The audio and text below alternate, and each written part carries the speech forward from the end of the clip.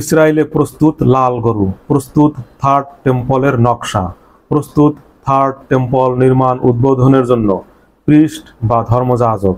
আগামী বছরে মসজিদুল আকসা, ডোম অফ রক সহ জেরুজালেমে মুসলমানদের সমস্ত স্থাপনা গুড়িয়ে দিয়ে সেখানে নির্মাণ করা হবে থার্ড টেম্পল বা তৃতীয় মন্দির। মধ্য এপ্রিলে এই বিষয়ে একটি এআই ভিডিও ইসরায়েলের পক্ষ থেকে প্রকাশ করা হয়েছে সামাজিক যোগাযোগ মাধ্যম এক্স এ। 19 এপ্রিল এ বিষয়ে খবর প্রকাশ করেছে আল জাজিরা। গাজাকে ইসরায়েলের অংশে পরিণত করার একটি প্রস্তাব ইসরায়েলের মন্ত্রিসভায় পাশ করা হয়েছে গত 4 মে 2025। এই প্রস্তাবে বলা হয়েছে, উত্তর ও মধ্য গাজা থেকে সমস্ত ফিলিস্তিনিদের দক্ষিণ গাজায় এনে উদ্বাস্তু শিবিরে রাখা হবে। এভাবে গাজাকে সম্পূর্ণ জনশূন্য করার মাধ্যমে ইসরায়েল নির্মূল করতে চায় হামাসকে। এরপর গাজায় ইসরায়েল ধীরে ধীরে গড়ে তুলবে ইহুদিদের জন্য বসতি। এ পরিকল্পনা বাস্তবায়নের লক্ষ্যে ইসরায়েল আর্মিতে নতুন করে তলব করা হয়েছে 1 লাখ রিজার্ভ সেনা। তাদেরকে স্থায়ীভাবে মোতায়েন করা হবে সমগ্র গাজায়। ইতিমধ্যে শুরু হয়ে গেছে এ কার্যক্রম। 4 মে পাশ করা পরিকল্পনায় বলা হয়েছে, কেবল গাজা নয় বরং পশ্চিম তীর, লেবানন ও সিরিয়ার দক্ষিণেও ইসরায়েল মোতায়েন করবে সেনা। হযরত ঈসার জন্মের 1000 বছর আগে জেরুজালেম কেন্দ্রিক বিশাল এক সাম্রাজ্য পরিচালনা করতেন নবী হযরত দাউদ।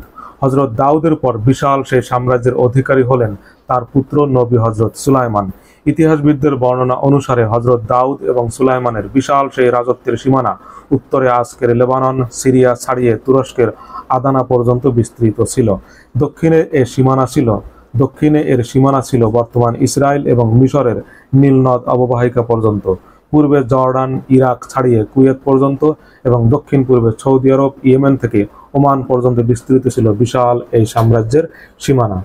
ইহুদি গবেষকরা এটাকেই বৃহত্তর ইসরায়েল রাষ্ট্র হিসেবে অভিহিত করে থাকেন। হযরত দাউদ ও হযরত সুলাইমানের বিশাল সাম্রাজ্য এবং তাদেরকে প্রদত্ত বিস্ময়কর ক্ষমতা সম্পর্কে কুরআনে অনেক আয়াত রয়েছে। যেমন তাদের সাম্রাজ্যের বিশাল সীমানা সম্পর্কে ধারণা পাওয়া যায় সূরা সাবার 12 নং আয়াত থেকে। এখানে আল্লাহ বলেছেন, আমি সুলাইমানের অধীন করিয়াছিলাম বায়ুকে, যাহা প্রভাতে 1 মাসের পথ এবং সন্ধ্যায় 1 মাসের পথ অতিক্রম করিত। জায়নবাদ বা ইহুদিদের জন্য ধর্মভিত্তিক আলাদা যে ইসরায়েল নামক রাষ্ট্র বর্তমানে রয়েছে, তার সুদূর প্রসারী লক্ষ্য হল 3000 বছর আগের হযরত দাউদ ও হযরত সুলাইমানের সেই বৃহত্তর রাষ্ট্র উদ্ধার করা এবং এটাকে বৃহত্তর ইসরায়েল রাষ্ট্র হিসেবে প্রতিষ্ঠা করা। বর্তমানে ইসরায়েল রাষ্ট্রের নীতি নির্ধারকদের লক্ষ্য বৃহত্তর ইসরায়েল রাষ্ট্র প্রতিষ্ঠার প্রথম ধাপ সম্পন্ন করা। এ পরিকল্পনা রয়েছে লেবাননের লিতানি নদীর দক্ষিণ উপকূল পর্যন্ত এবং সিরিয়ার দক্ষিণের অংশবিশেষ দখল করে বর্তমান ইসরায়েল রাষ্ট্রের সাথে একীভূত করা। বৃহত্তর ইসরায়েল রাষ্ট্রের যে পরিকল্পনা, তাতে ফিলিস্তিন নামক কোনো রাষ্ট্রের অস্তিত্ব নেই।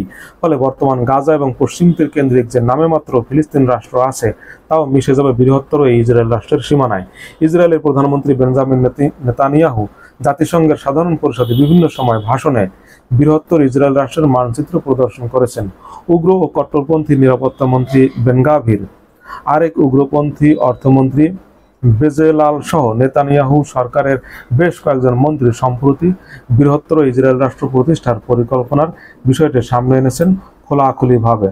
বর্তমান প্রধানমন্ত্রী নেতানিয়াহু এবং তার মন্ত্রিসভার অনেক সদস্যদের পক্ষ থেকে পরিষ্কার করে বলা হয়েছে, তারা ফিলিস্তিনে 2 স্টেটস সলিউশন মানে না। এর মানে হলো ইসরায়েলের পাশাপাশি ফিলিস্তিন নামক আলাদা কোনো রাষ্ট্রের অস্তিত্ব তারা স্বীকার করে না। 19 জানুয়ারি 2025 হামাস ইসরায়েল যুদ্ধবিরতি কার্যকরের পর যুক্তরাষ্ট্রের প্রেসিডেন্ট ডোনাল্ড ট্রাম্প বলেছেন, গাজায় কোনো ফিলিস্তিনি থাকতে পারবে না, তাদেরকে স্থায়ীভাবে অন্য কোথাও চলে যেতে হবে। গাজার ফিলিস্তিনিদের নিয়ে যাওয়ার জন্য তিনি প্রথমে জর্ডান এবং পরে মিশরকে প্রস্তাব দেন, কিন্তু উভয় দেশ প্রত্যাখ্যান করে ট্রাম্পের এ প্রস্তাব। গোটা আরবরা দাঁড়ায় মিশর এবং জর্ডানের পক্ষে। ফলে ট্রাম্প এরপর গাজার ফিলিস্তিনিদের সরিয়ে নেওয়ার জন্য প্রস্তাব দেন সুদান, সোমালিয়া এবং সোমালিল্যান্ডকে। সুদানও এই প্রস্তাব প্রত্যাখ্যান করে। মূলত গাজা থেকে ফিলিস্তিনিদের স্থায়ীভাবে সরিয়ে নেওয়ার এই প্রস্তাব নেতানিয়াহু সরকারের। তারা ডোনাল্ড ট্রাম্পকে দিয়ে বাস্তবায়ন করতে চেয়েছে এ পরিকল্পনা, কিন্তু এ পরিকল্পনা আরবরা প্রতিহত করায় ইসরায়েল এখন যে পথ বেছে নিয়েছে তা হলো গাজায় এমন পরিস্থিতি তৈরি করা যাতে সেখানে কোনো অবস্থাতেই কোনো ফিলিস্তিনি বাস করতে না পারে। তারা যেন স্বেচ্ছায় সেখান থেকে চলে যেতে বাধ্য হয়। সেজন্য গাজায় তারা এখন পরিচালনা করছে গণহত্যা সহ জাতিগত নিধন কার্যক্রম। এরপরও যদি তারা গাজা ছাড়তে না চান তাহলে সেখানেই তাদেরকে ধুকে ধুকে মরতে হবে। সেজন্য অনবরত বিমান হামলার পাশাপাশি গাজায় আরোপ করেছে সর্বাত্মক অবরোধ। গাজা থেকে ফিলিস্তিনিদের নির্মূলের পর ইসরায়েল সেখানে ইহুদিদের জন্য বসতি গড়ে তুলবে এবং লাভ করবে ভূমধ্য সাগর ঘিরে বিশাল এলাকা ও সমুদ্র সম্পদ। 1967 সাল থেকে পশ্চিম তীর ইসরায়েলের দখলে, সেই থেকে মোতায়েন রয়েছে সেখানে ইসরায়েলের আর্মি। সেখানে রয়েছে নামে মাত্র একটি ফিলিস্তিন সরকার। কেবল হামাসের অধীনে পরিচালিত গাজা কিছুটা ইসরায়েলের নিয়ন্ত্রণ মুক্ত ছিল, সেটাও এখন তাদের নিয়ন্ত্রণে। বাশার আল আসাদ পতনের পর ইসরায়েল দখল করেছে সিরিয়ার মাউন্ট হারমন এবং তার আশপাশের বেশ কিছু এলাকা। এছাড়া পুরোপুরি দখলে নিয়েছে গোলান মালভূমি। হিজবুল্লাহ ধ্বংসের পর দক্ষিণ লেবাননও এখন নিরাপদ ইসরায়েলের জন্য। সাম্প্রতিক এসব অগ্রগতি বৃহত্তর ইসরায়েল রাষ্ট্র প্রতিষ্ঠার পথকে অনেকটা সুগম করেছে। জায়নবাদী ইসরায়েলিদের বিশ্বাস, জেরুজালেম যাদের নিয়ন্ত্রণে থাকবে তারা বিশ্ব নিয়ন্ত্রণ করবে। কি আছে জেরুজালেমে যে কারণে তার এত গুরুত্ব? আল্লাহ কুরআনে সূরা বনী ইসরাইলের শুরুতে মসজিদুল আকসার চারপাশকে বরকতময় হিসেবে উল্লেখ করেছেন। মুসলমানদের প্রথম কিবলা জেরুজালেম। হযরত মুহাম্মদ ঊর্ধ্বগমন করেছিলেন এই জেরুজালেম থেকে, যা কুরআনে বর্ণিত আছে। যে পাথরের উপর থেকে তিনি মেরাজ বা ঊর্ধ্বগমন করেন সেই পাথর আজও সংরক্ষিত আছে সেখানে। তার উপর নির্মিত স্থাপনা ডোম অব রক নামে পরিচিত। এই পাথর বিভিন্ন কারণে ইহুদি খ্রিস্টানদের কাছে অতিশয় গুরুত্বপূর্ণ। অনেক ইহুদিদের বিশ্বাস আল্লাহ মহাবিশ্ব সৃষ্টির সূচনা করেছেন এই পাথর থেকে। এভাবে অনেক গল্প চালু আছে এই পাথর ঘিরে। হযরত সুলাইমান এখানেই নির্মাণ করেছিলেন জিনদের মাধ্যমে বিশেষ এক মসজিদ, যার কথা উল্লেখ আছে কুরআনে। ইহুদিরা সেই মসজিদকে তাদের মন্দির বা টেম্পল বলে দাবি করে। ইহুদিরা নতুন করে এখানে আবার সেই টেম্পল নির্মাণ করতে চায়। হযরত ঈসার জন্ম এখানে। হযরত ঈসার মা মরিয়ম এবং মরিয়মের মা ও ইমরানের কুরআনে বর্ণিত আছে ইমরানের পরিবারও ছিল এখানে। হযরত জাকারিয়া, হযরত ইয়াহইয়া সহ অসংখ্য নবী ও রাসূলের জন্মস্থান এই জেরুজালেম। ইহুদি খ্রিস্টান উভয় ধর্মের বিশ্বাস হযরত ঈসা আবার ফিরে আসবেন একদিন এই জেরুজালেমে। ইহুদিদের বিশ্বাস বাইতুল আকসা মসজিদ কম্পাউন্ড, বিশেষ করে ডোম অফ রক এর নিচে রয়েছে হযরত সুলাইমান নির্মিত আশ্চর্য এক মসজিদের ভিত্তি বা সীমানা চিহ্ন। ডোম অফ রক এর নিচে কোথাও লুকিয়ে আছে একটি সিন্দুক, যে সিন্দুকের কথাও উল্লেখ আছে কুরআনে সূরা বাকারায়। সেই সিন্দুক উদ্ধার করতে চায় জায়নবাদী ইসরায়েলিরা। ডোম অব রকের নিচে কোথাও, ইহুদিদের বিশ্বাস ডোম অব রকের নিচে কোথাও লুকিয়ে আছে একটি সিন্দুক, যে সিন্দুকের কথা উল্লেখ আছে কুরআনে সূরা বাকারায়। সেই সিন্দুক উদ্ধার করতে চাই জায়নবাদী ইসরায়েলিরা। কুরআনে বলা হয়েছে এই সিন্দুকে সংরক্ষিত আছে হযরত মূসা ও হারুন পরিবারের রেখে যাওয়া কিছু সামগ্রী এবং মানুষের জন্য প্রশান্তিদায়ক নিদর্শন। কুরআনের আয়াত কিন্তু আল্লাহ বলছেন এই সিন্ধুকে সংরক্ষিত আছে হযরত মূসা ও হারুন পরিবারের রেখে যাওয়া কিছু সামগ্রী এবং মানুষের জন্য প্রশান্তিদায়ক নিদর্শন। কুরআনে আরো বলা আছে আল্লাহ বনী ইসরায়েলের জন্য তালুত নামে এক রাজা মনোনীত করেছিলেন। কুরআনের আয়াত কিন্তু আল্লাহ বলেছেন, কুরআনে আছে আল্লাহ বনী ইসরায়েলের জন্য তালুত নামে এক রাজা মনোনীত করেছিলেন। রাজত্বের চিহ্ন স্বরূপ আল্লাহর হুকুমে ফেরেশতারা সেই সিন্দুক বহন করে আনে তালুতের কাছে, যে সিন্দুকে রয়েছে মূসা ও হারুন পরিবারের রেখে যাওয়া সামগ্রী। রাজা তালুতের অধীনে তখন একজন যোদ্ধা ছিলেন হযরত দাউদ। যুদ্ধে রোমান সেনাপতি জালুতকে হত্যা করেন দাউদ। যুদ্ধে রোমান সেনাপতি জালুতকে হত্যা করেন দাউদ। কোরআনের কথা বলছি কিন্তু। এরপর আল্লাহ দাউদকে রাজত্ব দান করলেন। এই পর্যন্ত কোরআনে উল্লেখ আছে। ইহুদিদের ভাষায় হযরত সুলাইমান তার রাজত্বকালে একটি টেম্পল বা মন্দির নির্মাণ করেছিলেন। ওই যে কোরআনে জিনদের বিশেষ মসজিদ হযরত সুলাইমান নির্মাণ করেছিলেন, ইহুদিরা তা মনে করে যে সুলাইমান তার রাজত্বকালে একটি টেম্পল বা মন্দির নির্মাণ করেছিলেন। সেই দেবালয়ের, ওদের ভাষায় টেম্পল, ইংরেজিতে বলে টেম্পল, বাংলায় মন্দির বা দেবালয়। সেই দেবালয়ের ঠিক মাঝখানে একটি রুমের মধ্যে তিনি স্থাপন করেছিলেন মূসা ও হারুন পরিবারের সেই সিন্দুকটি। ইহুদিদের বিশ্বাস এই সিন্ধুকে সংরক্ষিত আছে হযরত মূসার কাছে পাঠানো পাথরে লিখিত মূল তাওরাত কিতাব বা 10 কমান্ডমেন্টস সহ আরো অনেক অলৌকিক জিনিস। জায়নবাদ ইহুদিদের স্বপ্ন তারা একদিন পুনর্নির্মাণ করবে হযরত সুলাইমানের টেম্পল বা দেবালয় তাদের ভাষায়। এজন্য তারা একদিন উড়িয়ে দেবে বাইতুল আকসা, ডোম অব রক সহ সেখানে মুসলমানদের যত স্থাপনা আছে তার সবকিছু। এরপর তারা সেখানে ব্যাপক ভিত্তিক প্রত্নতাত্ত্বিক খনন ও অনুসন্ধানের মাধ্যমে উদ্ধার করবে হযরত সুলাইমানের মসজিদের সীমানা এবং সেই সিন্ধুক। কুরআনে বর্ণিত আছে জিনদের মাধ্যমে বিশেষ এক মসজিদ নির্মাণ করেছিলেন হযরত সুলাইমান। আবার বলছি বর্তমানে যেখানে বাইতুল আকসা মসজিদ কমপ্লেক্স আছে, বর্তমানে যেখানে বাইতুল আকসা ওই যে এবং ডোম অফ রক, অথবা সেখানে আবার পড়ছি, বর্তমানে যেখানে বাইতুল আকসা মসজিদ কমপ্লেক্স সেখানে অথবা তার পাশে মাউন্ট মারায়ার উপর নির্মাণ করা হয়েছিল আশ্চর্য এই মসজিদ। ওটি কিন্তু একটি পাহাড়ি এলাকা, মালভূমি। হযরত ঈসার জন্মের 586 বছর আগে সেই মসজিদটি সম্পূর্ণ মাটির সাথে মিশিয়ে দিয়েছিল বেবিলনের সম্রাট নেবুকাদনেজার। ব্যাপকভাবে হত্যা করা হয়েছিল সেখানকার ইহুদিদের। যারা বেঁচে যায় তাদেরকে দাস হিসেবে নিয়ে যাওয়া হয়েছিল বেবিলনে। খেয়াল করুন, হযরত ঈসার জন্মের 586 বছর আগে, অর্থাৎ খ্রিস্টপূর্ব 586 সালে সেই মসজিদটি, হযরত সুলাইমানের যে সেই মসজিদটি 400 বছর পরে, 400 বছর পর্যন্ত টিকেছিল হযরত সুলাইমানের সেই মসজিদ। এরপরে হযরত ঈসার জন্মের, সেই মসজিদটি নির্মাণ করেছিলেন হযরত সুলাইমান হযরত ঈসার জন্মের 1000 বছর আগে, 400 বছর পর্যন্ত টিকেছিল। এরপর হযরত ঈসার জন্মের 586 বছর আগে সেই মসজিদটি সম্পূর্ণরূপে মাটির সাথে মিশিয়ে দিয়েছিল বেবিলনের সম্রাট নেবুকাদনেজার। ব্যাপকভাবে হত্যা করা হয়েছিল সেখানকার ইহুদিদের। যারা বেঁচে যায় তাদেরকে দাস হিসেবে নিয়ে যাওয়া হয়েছিল বেবিলনে। কিন্তু মাত্র 48 বছরের মাথায় খ্রিস্টপূর্ব 539 সালে, অর্থাৎ হযরত ঈসার জন্মের 539 বছর আগে পারস্য জয়কারী রাজা সাইরাস বেবিলনীয়দের পরাজিত করে জেরুজালেম উদ্ধার করেন। রাজা সাইরাস আবার জেরুজালেমে ফেরত আসার অনুমতি দেন ইহুদিদেরকে। ইহুদিরা তখন সুলাইমানের মসজিদটি পুনর্নির্মাণ করে। এটিকে ইহুদিরা বলে থাকে সেকেন্ড টেম্পল। তাহলে সুলাইমানের যে মসজিদ নেবুকাদনেজার ভেঙে ফেলেছিল, ইহুদিরা আবার 48 বছর পর সেখানে এসে সেই মসজিদটি আবার পুনর্নির্মাণ করে, যাকে তারা বলা হয় সেকেন্ড টেম্পল। এরপর 332 সালে জেরুজালেম জয় করেন আলেকজান্ডার। তাহলে সেই সেকেন্ড টেম্পল দীর্ঘকাল টিকেছিল। 332 সালে মানে খ্রিস্টপূর্ব 332 সালে, মানে হযরত ঈসার জন্মের 332 বছর আগে জেরুজালেম জয় করেন আলেকজান্ডার। খ্রিস্টপূর্ব 63 সালে গ্রিসদের পরাজিত করে জেরুজালেম জয় করেন রোমানরা।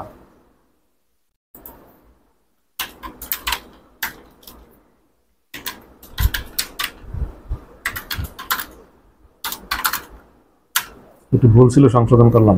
এরপর খ্রিস্টপূর্ব 332 সালে জেরুজালেম জয় করেন আলেকজান্ডার।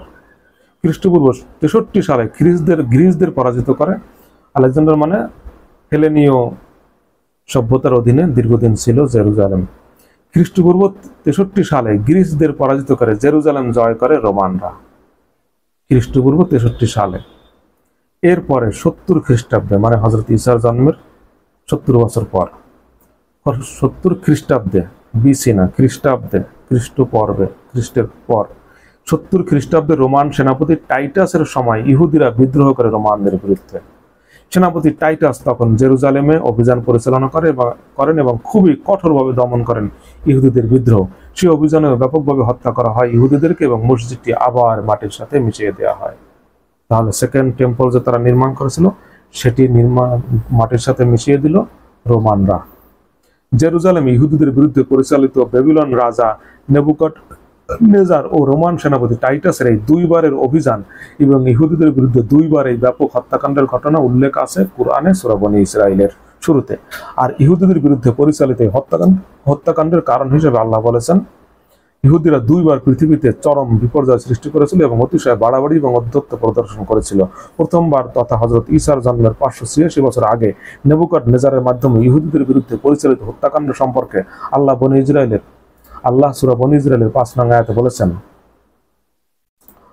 অতঃপর এই দুইয়ের প্রথমটির নির্ধারিত কাল যখন উপস্থিত হইল, তখন আমি তোমাদের বিরুদ্ধে প্রেরণ করিয়াছিলাম আমার বান্দাদেরকে যুদ্ধে অতিশয় শক্তিশালী। উহারা ঘরে ঘরে প্রবেশ করিয়া সমস্ত ধ্বংস করিয়াছিল, আর প্রতিশ্রুতি কার্যকর হইয়াই থাকে। আবার পড়ছি আয়াতটি, অতঃপর এই দুইয়ের প্রথমটির নির্ধারিত কাল যখন উপস্থিত হইল, তখন আমি তোমাদের বিরুদ্ধে প্রেরণ করিয়াছিলাম আমার বান্দাদেরকে যুদ্ধে অতিশয় শক্তিশালী। উহারা ঘরে ঘরে প্রবেশ করিয়া সমস্ত ধ্বংস করিয়াছিল, আর প্রতিশ্রুতি কার্যকরী হইয়াই থাকে। ইহুদিদের বিরুদ্ধে আল্লাহ সৈন্য পাঠিয়ে ইহুদিদেরকে শায়েস্ত করেছিলেন। দ্বিতীয়বার তথা 70 সালে রোমান সেনাপতি টাইটাস দ্বারা জেরুজালেমে ইহুদিদের বিরুদ্ধে পরিচালিত অভিযান সম্পর্কে আল্লাহ সূরা বনী ইসরাঈলের 7 নং আয়াতে বলেছেন, অতঃপর পরবর্তী নির্ধারিত কাল উপস্থিত হইলে আমি আমার বান্দাদেরকে প্রেরণ করিয়াছিলাম তোমাদের মুখমণ্ডল কালিমাচ্ছন্ন করিবার জন্য। প্রথমবার তাহারা যেভাবে মসজিদে প্রবেশ করিয়াছিল পুনরায় সেইভাবেই উহাতে প্রবেশ করিবার জন্য এবং তাহারা যাহা অধিকার করিয়াছিল তাহা সম্পূর্ণরূপে ধ্বংস করিবার জন্য। আয়াত শেষ। রোমান সেনাপতি টাইটাস পরবর্তীতে সম্রাট হন। 70 সালে জেরুজালেমে ইহুদিদের ব্যাপকভাবে হত্যার মাধ্যমে বিদ্রোহ দমন করার পর পরবর্তী 500 বছর পর্যন্ত রোমানরা জেরুজালেমে ইহুদিদের প্রবেশ নিষিদ্ধ করে। 500 বছর পর্যন্ত ইহুদির প্রবেশ নিষিদ্ধ ছিল। খ্রিস্টানরা, রোমানরা সেখানে ইহুদিদের এই নিষেধাজ্ঞা আরোপ করেছিল। এরপর 637 সালে বিনা রক্তপাতে খলিফা হযরত উমরের জেরুজালেম জয়ের মাধ্যমে ফিলিস্তিন মুসলমানদের অধীনে আসে এবং ইহুদিরা আবার জেরুজালেমে প্রবেশের অধিকার পায়। এরপর দীর্ঘ 400 বছরের মাথায় মুসলমানদের খেলাফত ব্যবস্থা যখন বিপর্যস্ত আর দুর্বল হয়ে পড়ে তখন ভণ্ড পোপ আরবান দ্য সেকেন্ড 1095 সালে জেরুজালেম মুসলমানদের হাত থেকে উদ্ধারের জন্য ধর্মযুদ্ধ বা ক্রুসেড ঘোষণা করেন। খ্রিস্টানদেরকে মুসলমানদের বিরুদ্ধে ধর্মযুদ্ধ উদ্বুদ্ধ করার জন্য পোপ আরবান মুসলমানদের বিরুদ্ধে শুরু করেন ঘৃণ্য আর মিথ্যা প্রচারণা। খ্রিস্টান অনেক ইতিহাসবিদরা পর্যন্ত পোপ আরবান দ্য সেকেন্ডের তীব্র সমালোচনা করেছেন মিথ্যা অভিযোগে মুসলমানদের বিরুদ্ধে ধর্মযুদ্ধ পরিচালনার জন্য। যা হোক পোপ আরবানের নেতৃত্বে 1096 সালে ফ্রান্স থেকে পায়ে হেঁটে হাজার হাজার উগ্র ধর্মান্ধ খ্রিস্টান রওনা দেয় ফিলিস্তিনের উদ্দেশ্যে। পথে পথে হত্যা লুটপাটের মাধ্যমে 3000 মাইল পথ পাড়ি দিয়ে 3 বছর পর 1099 সালে জেরুজালেমে পৌঁছায় মুসলমানদের রক্ত পিপাসায় উন্মত্ত হাজার হাজার খ্রিস্টান ক্রুসেডাররা। জেরুজালেমে পৌঁছার পর তারা সেখানে চালায় আজকের ইসরায়েলের চেয়েও পৈশাচিক এক গণহত্যা। খ্রিস্টান ইতিহাসবিদরাই বলেছেন উন্মত্ত ক্রুসেডাররা নারী, শিশু, বৃদ্ধা কাউকে রেহাই দেয়নি। সেদিন যাকে সামনে পেয়েছে তাকে হত্যা করেছে। মুসলমানদের লাশের স্তূপ জমা হয়েছিল সেদিন, সেখানে রক্তের স্রোত বইয়ে দিয়েছিল তারা রাস্তায়। খ্রিস্টান ইতিহাসবিদরা বলেছেন কত মুসলমানদের সেদিন হত্যা করা হয়েছিল তার প্রকৃত সংখ্যায় আল্লাহ ছাড়া আর কেউ জানে না, তবে এই সংখ্যা ছিল কমপক্ষে 30,000। চিন্তা করে দেখুন, আজ থেকে 1000 বছর আগে যদি 30,000 হয়ে থাকে, সেই সময় মানুষ ছিল পৃথিবীতে কয়েক কোটি, তাহলে আজকে 750 থেকে 800 কোটি জনসংখ্যার হিসাবে সেই সংখ্যার কি পরিমাণ উল্লেখযোগ্য। 30,000 সেই সময় 1000 বছর আগে।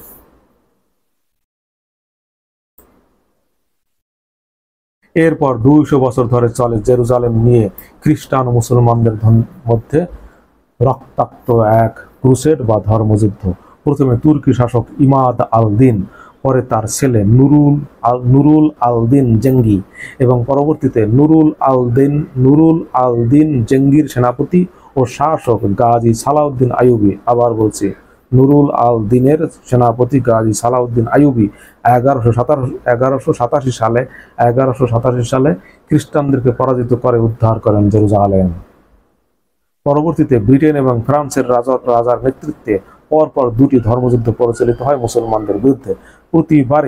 প্রতিবারই তারা ব্যর্থ হন জেরুজালেম জয় করতে, সালাউদ্দিনের বিরুদ্ধে যুদ্ধ করে।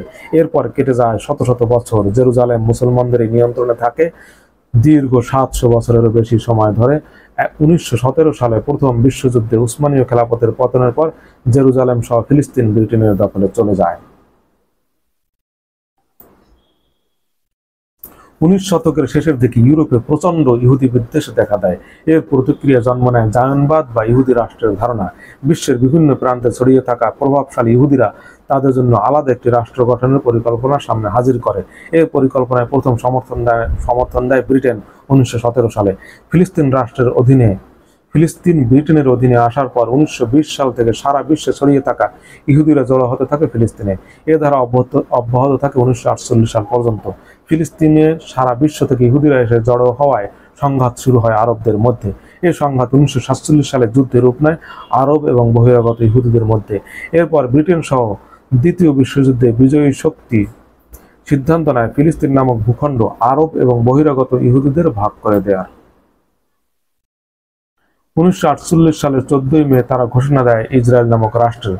পরের দিন 15 মে আরবরা নতুন রাষ্ট্রের বিরুদ্ধে যুদ্ধ ঘোষণা করে। এ যুদ্ধে পশ্চিমাদের সহায়তায় ইসরায়েল দখল করে নেয় ফিলিস্তিনের প্রায় 80 ভাগ ভূখণ্ড। দখলীকৃত ভূখণ্ড থেকে ব্রিটেনের সহায়তায় ইসরায়েলি প্যারামিলিটারি বাহিনী অস্ত্রের মুখে 10 লাখের বেশি ফিলিস্তিনিদের বাড়িঘর থেকে তাড়িয়ে দেয়। সরকারি হিসেবেই তখন হত্যা করা হয় 15,000-এর বেশি ফিলিস্তিনি। ইসরায়েলের প্যারামিলিটারি বাহিনী কর্তৃক ধর্ষণের শিকার হয় অগণিত ফিলিস্তিনি নারী। তাড়িয়ে দেওয়া ফিলিস্তিনিদের সমস্ত বাড়ি ঘর জায়গা জমি বিতরণ করা হয় বহিরাগত ইহুদিদের মধ্যে। 10 লাখের মতো ফিলিস্তিনি তখন আশ্রয় নেয় বর্তমান গাজায়। এছাড়া ক্রমান্বয়ে লাখ লাখ ফিলিস্তিনি আশ্রয় নেয় সিরিয়া, লেবানন, মিশর সহ বিভিন্ন দেশে। বর্তমানে কেবল জর্ডানেই আছে 60 লাখের বেশি ফিলিস্তিনি উদ্বাস্তু। আজকে জর্ডান সহ বিভিন্ন দেশে যে লাখ লাখ ফিলিস্তিনি উদ্বাস্তু রয়েছে, তাদের পূর্বপুরুষ এবং বর্তমানে গাজায় যে ফিলিস্তিনিদের হত্যা করছে ইসরায়েল, তাদেরও লাখ লাখ পূর্বপুরুষ একসময় আজকের ইসরায়েল নামক ভূখণ্ডের মালিক ছিল। সেখানেই ছিল তাদের বাড়িঘর। আজকের গোটা ইসরায়েল নামক দেশ একসময় ফিলিস্তিন ভূখণ্ড হিসেবে পরিচিত ছিল। গাজার অনেক ফিলিস্তিনি আজও বহন করছে বর্তমান ইসরায়েলে তাদের পূর্বপুরুষদের বাড়িঘরের চাবি এবং অনেক স্মৃতি। 1948 সালে এভাবে অস্ত্রের মুখে ফিলিস্তিনিদের তাদের বাড়িঘর জায়গা জমি থেকে তাড়িয়ে দিয়ে পশ্চিমা বিশ্ব শক্তির জোরে ইহুদিদের জন্য ইসরায়েল নামক রাষ্ট্র গঠন করে। এরপর থেকে আজ অবধি ইসরায়েল রাষ্ট্রের সীমানা ক্রমে সম্প্রসারিত হয়েছে ফিলিস্তিনিদের অন্যান্য এলাকায়। 1948 সালে যে ফিলিস্তিনিদের বাড়িঘর থেকে তাড়িয়ে গাজায় জড়ো করা হয়েছিল, আজ তাদেরই বংশধরদের সেখানে পিষে মারছে ইসরায়েল। 1948 সালে ফিলিস্তিনিদের তাদের ভূখণ্ড থেকে তাড়িয়ে দিয়ে ক্ষান্ত হয়নি ইসরায়েল। সেই থেকে ইসরায়েল আজ অবধি বারবার গণহত্যা পরিচালনা করছে অসহায় ফিলিস্তিনি উদ্বাস্তুদের বিরুদ্ধে। বর্তমানে ইসরায়েলের লক্ষ্য গাজা থেকে ফিলিস্তিনিদের চিরতরে নির্মূল করা, যাতে তারা কোনোদিন আর ইসরায়েলের প্রতি কোনো ধরনের হুমকি হিসেবে বিরাজ করতে না পারে। অতীতে আরব দেশগুলো একত্রিত হয় পরপর 5 বার যুদ্ধ করেছে ইসরায়েলের বিরুদ্ধে, কিন্তু প্রতিবারই আরবরা পরাজিত হয়েছে ইসরায়েলের কাছে, কারণ ইসরায়েলের পেছনে ছিল সরাসরি যুক্তরাষ্ট্র। যখনই আরবদের সম্মিলিত আক্রমণে ইসরায়েল রাষ্ট্রের অস্তিত্ব বিপন্ন হওয়ার উপক্রম হয়েছে, তখনই যুক্তরাষ্ট্র ইসরায়েলের জন্য খুলে দিয়েছে তাদের অস্ত্রের ভান্ডার। এখন পর্যন্ত যুক্তরাষ্ট্র ইসরায়েলকে প্রতি বছর $4 বিলিয়ন বেশি সামরিক সহায়তা দিয়ে থাকে। নিয়মিত সহায়তার বাইরে গাজায় হামাসের বিরুদ্ধে যুদ্ধের জন্য গত 1.25 বছরে যুক্তরাষ্ট্র ইসরায়েলকে দিয়েছে $20 বিলিয়ন বেশি অস্ত্র সহায়তা। অতীতে ইসরায়েলের বিরুদ্ধে আরবদের যুদ্ধের নেতৃত্ব দিয়েছে মিশর, সিরিয়া এবং জর্ডান। অর্থ জুগিয়েছে সৌদি আরব সহ অন্যান্য আরব দেশগুলো। কিন্তু দীর্ঘকাল ধরে সৌদি আরব, সংযুক্ত আরব আমিরাত, কাতার, মিশর, জর্ডান সহ প্রায় সব আরব দেশের সিংহাসন যুক্তরাষ্ট্রের পদতলে। বৃহত্তর ইসরায়েল রাষ্ট্র প্রতিষ্ঠার পথ এখন অতীতের যে কোনো সময়ের তুলনায় অনেক মসৃণ। ধ্বংস হয়ে গেছে গাজার হামাস আর লেবাননের ইরান সমর্থিত বিশ্বের সবচেয়ে বড় আর শক্তিশালী মিলিশিয়া বাহিনী হিজবুল্লাহ ধ্বংস হয় এবং সিরিয়া থেকে গণহত্যাকারী কুখ্যাত আসাদের বিদায়ের ফলে ইরান এখন ইতিহাসের অন্যতম দুর্বল অবস্থায় রয়েছে। সিরিয়া ছিল ইরানের অন্যতম একটি ভূমি, যেখান থেকে তারা ইসরায়েলের বিরুদ্ধে এবং মধ্যপ্রাচ্যে প্রভাব বিস্তারের গুরুত্বপূর্ণ ভূমিকা পালন করত। লেবাননের হিজবুল্লাহর জন্য অন্যতম সহায়ক ছিল সিরিয়া। গাজায় হামাস ধ্বংস, সিরিয়া থেকে শয়তান আসাদের বিদায় এবং লেবাননেও হিজবুল্লাহ ধ্বংসের পর সম্পূর্ণরূপে ভেঙে পড়েছে ইরানের প্রক্সি বাহিনী এবং ভ্রান্ত প্রমাণিত হয়েছে ইসরায়েলের বিরুদ্ধে ইরানের প্রক্সি যুদ্ধ নীতি। ইয়েমেনে ইরানের আরেক প্রক্সি বাহিনী হুতিদেরও সমূলে ধ্বংসের লক্ষ্য নিয়ে যুক্তরাষ্ট্র হামলা করছে নতুন করে। যারা পিশাচ আসাদের মতো শাসককে সমর্থন দিয়ে ক্ষমতায় টিকিয়ে রেখেছিল, তারা অবশ্যই ভ্রান্ত বাতিল। ইরান আর হিজবুল্লাহ ছিল আসাদের পক্ষে। সিরিয়ার মুক্তিকামী লাখ লাখ মানুষকে হত্যা করেছে মানব জাতির কলঙ্ক বাশার আল আসাদ, আর আসাদকে গণহত্যা পরিচালনায় সহায়তা করেছে ইরান ও লেবাননের হিজবুল্লাহ। যাই হোক, এটি ভিন্ন একটি ইস্যু।